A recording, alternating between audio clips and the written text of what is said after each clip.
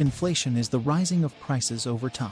It's important to know about inflation because it can affect your purchasing power, the amount of physical goods you can buy with your money.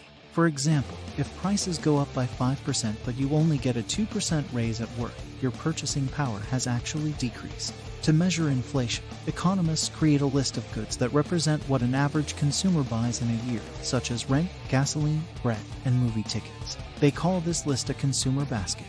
They add up the prices of the consumer basket in a specific year and compare it to the prices in other years to create something called the Consumer Price Index. The CPI shows how prices have changed between different years and is the most commonly used measure of inflation.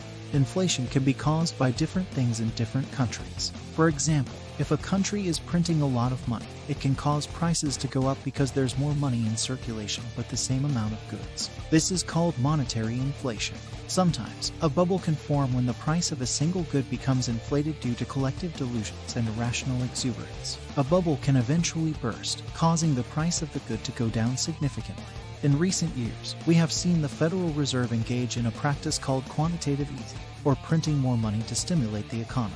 This has resulted in a huge debt bubble, as more money has been pumped into the markets. However, the Fed has recently pivoted to a strategy called quantitative tightening, or moving money out of the markets. This has caused the bubble to start bursting. Higher interest rates can also have a negative impact on the economy. When interest rates rise, it becomes more expensive for individuals and businesses to borrow money.